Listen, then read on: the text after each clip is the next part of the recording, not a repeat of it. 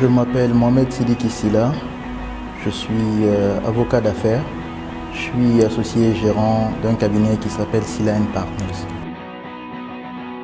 Silla & Partners est un cabinet de conseil. Un avocat d'affaires, c'est avocat conseil. Donc nous fournissons à nos clients des services juridiques, fiscaux, c'est-à-dire que nous les accompagnons dans la mise en œuvre de leurs projets en faisant en sorte de minimiser les risques fiscaux et juridiques liés à ces problèmes.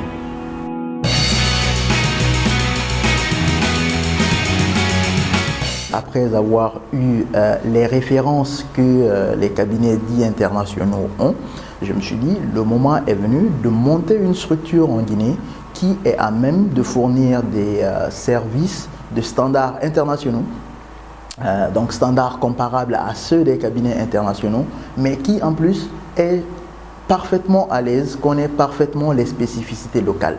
Donc les deux cumulés qui est à mesure de fournir une plus grande valeur ajoutée à ses clients.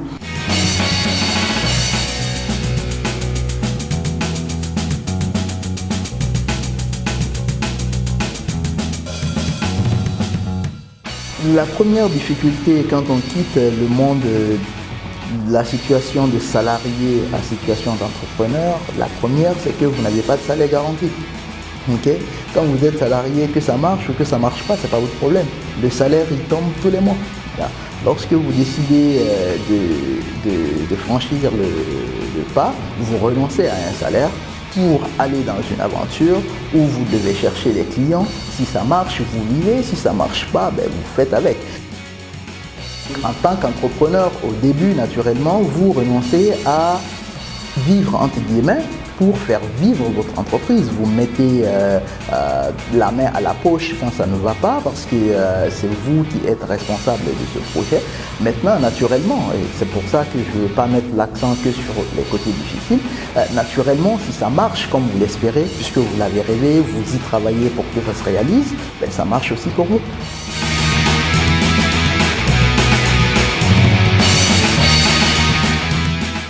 Conseil aux plus jeunes, à toute personne qui veut se lancer dans le métier de conseil, la première des atouts à avoir, c'est le CV.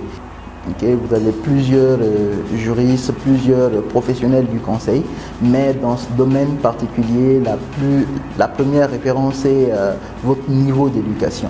Donc il faut absolument bien étudier. Et le CV, c'est formation universitaire et aussi expérience professionnelle. Bâtir une expérience, une certaine réputation de compétences. Ça, c'est absolument important. Après ça, il faut croire dans ce que vous faites, dans ce que vous voulez faire. Et être persévérant et patient. Pour moi, quand vous vous lancez dans l'entrepreneuriat, vous ne gagnez pas de l'argent tout de suite, mais il faut croire dans la chose, travailler, chercher à faire au mieux les services que vous rendez à votre client, essayez de leur conférer la plus grande qualité possible et rester persévérant dans cela.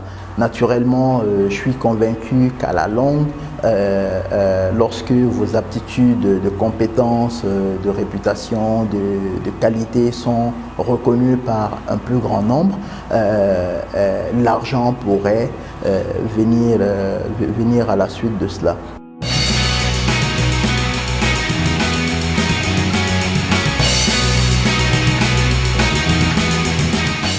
Bonne formation, bon CV, bonne expérience et persévérance.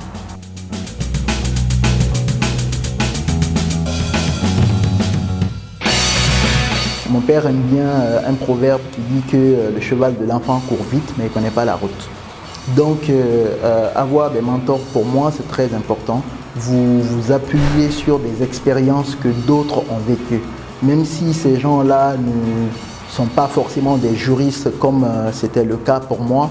Il y avait des chefs d'entreprise, il y avait des financiers, il y avait des experts comptables, plusieurs personnes comme ça avec qui vous échangez à qui vous exprimez un peu les objectifs que vous avez et qui surtout partagent avec vous leurs expériences, ce qui vous permet à vous d'éviter de faire peut-être les mêmes erreurs que eux ils ont eu à commettre.